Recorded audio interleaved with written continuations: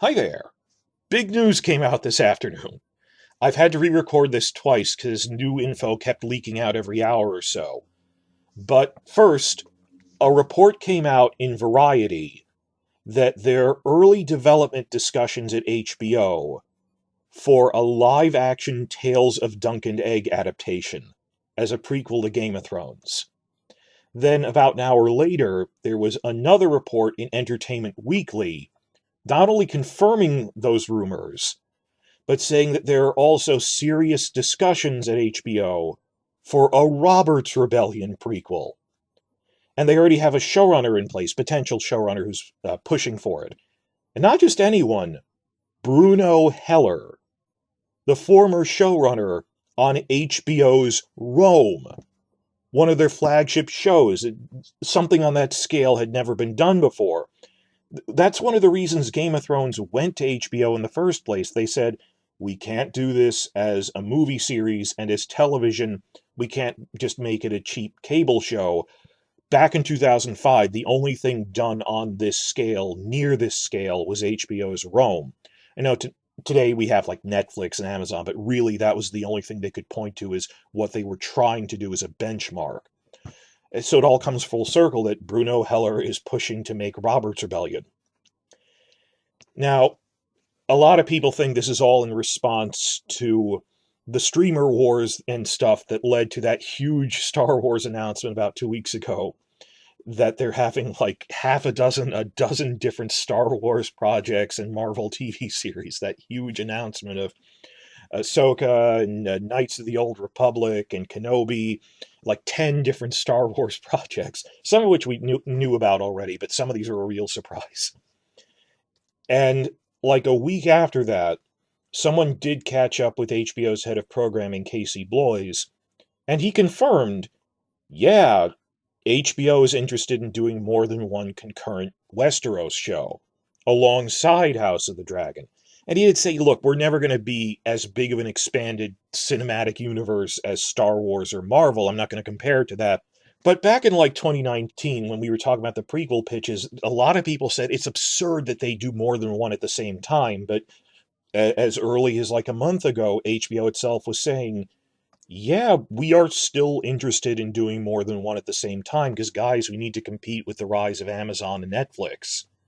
And George R. R. Martin has never stopped saying that, even in his blog posts last summer, saying HBO has told me they're open to doing more than one.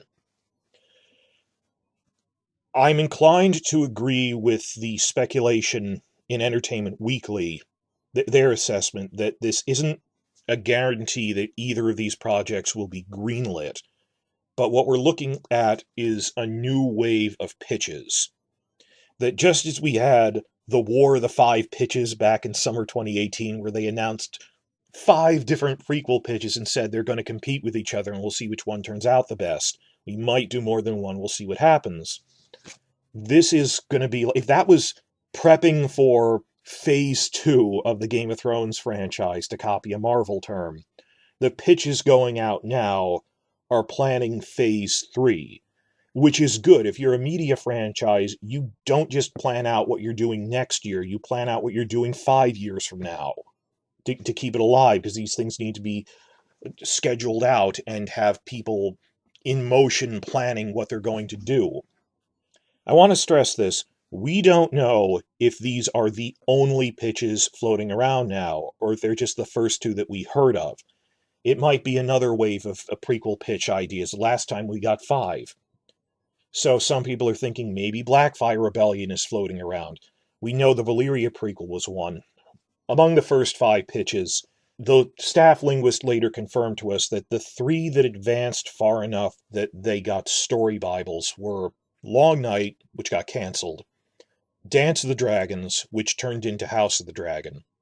And he confirmed the 3rd idea was Old Valyria, which isn't just about Valyria, but it's like the Beyond Westeros show where we see the rise of the free cities, we see Sothorios, we see Yeti, we see all sorts of stuff in there. It's mostly about Valyria and its provinces.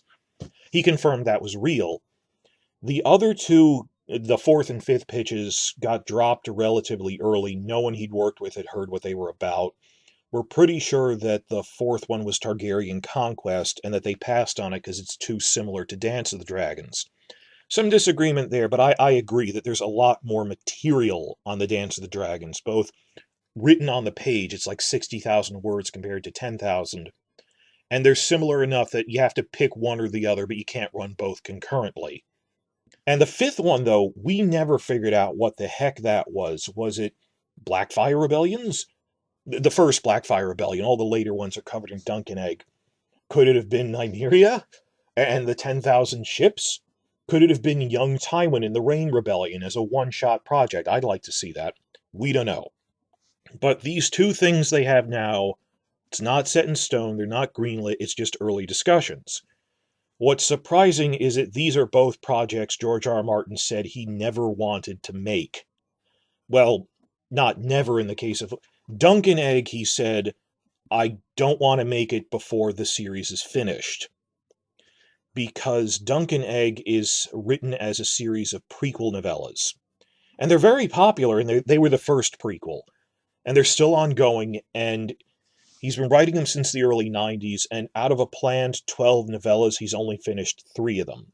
And he said these things, and he has them planned out. He said they're going to cover 50 years from when these characters are teenagers to when they're old men and die.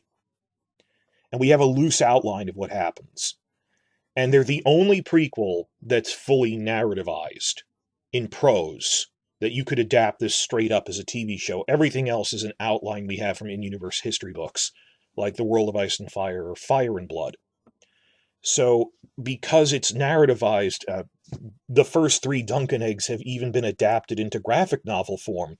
I got one for Christmas. They're really good. They're well drawn. I encourage you all to get them.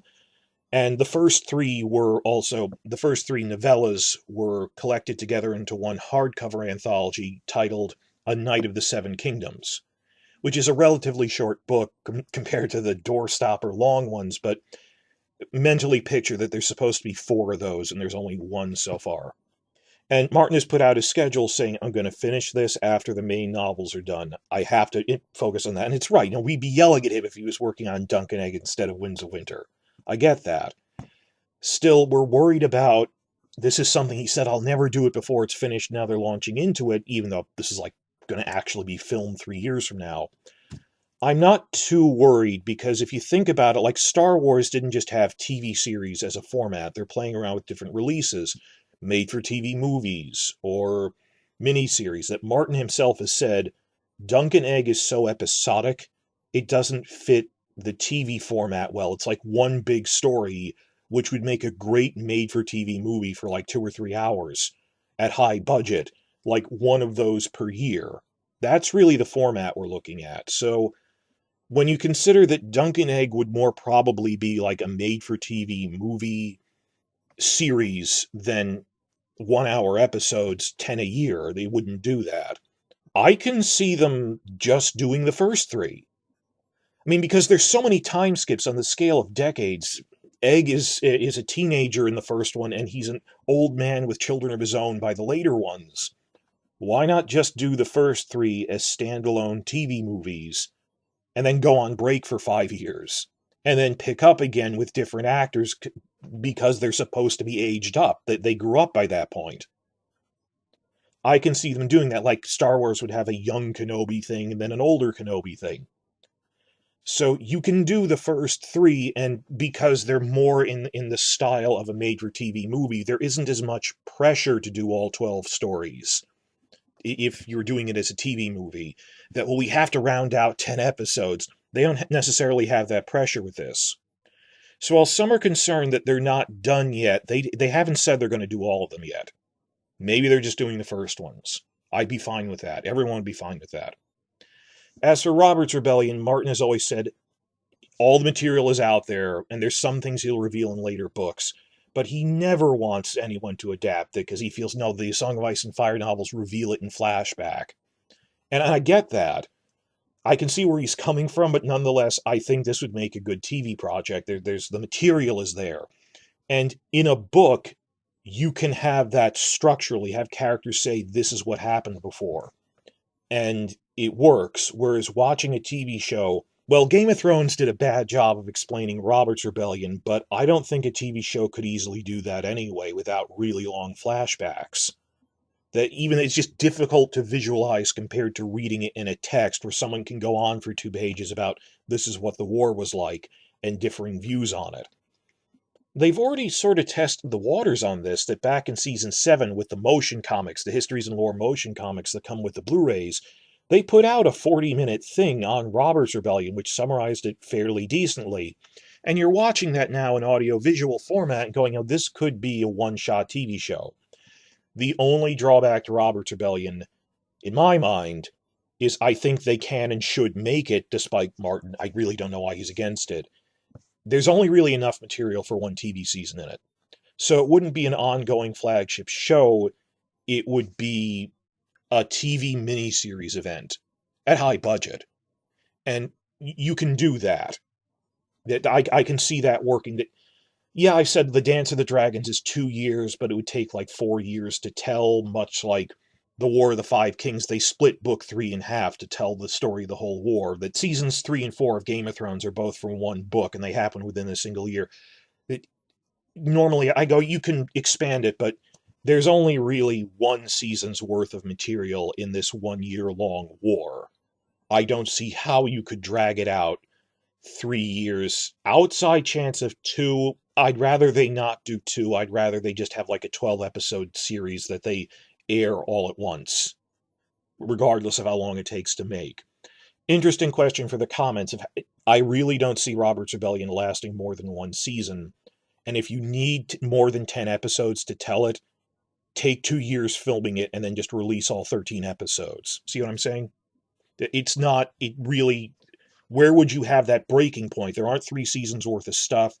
If there's 2 seasons because it's more than 10 episodes, where would you pause it? I don't see that happening. So I'm just starting to see on Twitter people excited, we'll see the younger versions of characters we like. And I guess that is a draw. I mean, in flashbacks, we've already seen young Ned Stark, and I guess we could even see young Oberyn in this. Young Robert, young Bobby B. That'll be great. Some people going, hooray, we'll see baby Daenerys. Well, only at the end, and she doesn't talk. She's a baby. I don't know. It'd be fun if Emilia Clarke played her mother, but that's never going to happen. Even with new HBO leadership, I don't think she'd be comfortable working with these people again. But I am on board with this, and raises more questions of, are these the only 2 pitches they're considering for Phase 3? And even if they are, I can see Dunk and Egg being a series of made-for-TV movie specials, and Robert's Rebellion being a one-shot miniseries. But even then, how would you compete with what Star Wars is doing, having multiple concurrent full-length TV shows? And the only things I can think of that would be that long are the Valyria prequel, which is already in a pretty stable state of development. The head writer on it's the same writer who did the Godzilla movies, so when you're watching King Kong versus Godzilla, that's him, Max Borenstein. That the Valyria thing is this continent-spanning thing, that would be a full 10-episode show. The Story Bible said this is meant to last 5 to 7 years. And the only other one I can think of that you would have a full-size 10-episode show for is the Blackfire Rebellion. Though when I say the Blackfire Rebellion, I don't mean the actual war, which again only lasted 1 year.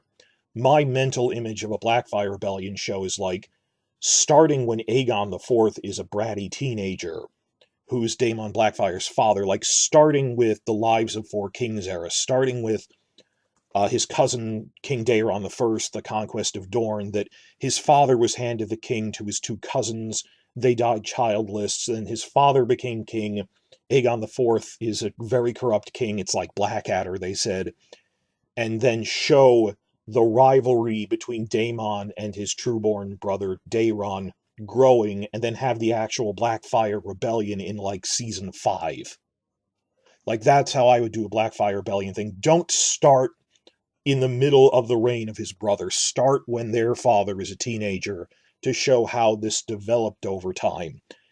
Because it's a whole era that doesn't really fit anywhere else. So Valyria and or Blackfire Rebellions are the only other full-size things. I wouldn't put it out of the realm of possibility just because things are insane now. After that Star Wars announcement, I would not put it beyond the realm of possibility that what if HBO tomorrow says, oh yeah, and we also ordered Valyria and Blackfire Rebellions. We're going to have 3 full-length shows plus specials like Young Tywin. That would be insane, but I can see that happening now just to compete with Star Wars. They don't have as much money as Lucasfilm and Disney and everything. I understand that. But Robert's Rebellion and Duncan Egg will be specials, I think. But if they're looking for another concurrently running full-length show, I think it would be Valyria or Blackfire Rebellions. I don't think they do the Conquest. It's too similar to the dance. Though I guess I can't rule that out either. Who knows what's happening? So, breaking news. Everything is in motion. We're getting leaks coming out. These aren't wild rumors. Variety and Entertainment Weekly is reporting on them. And I'm surprisingly optimistic. Please share your thoughts in the comments.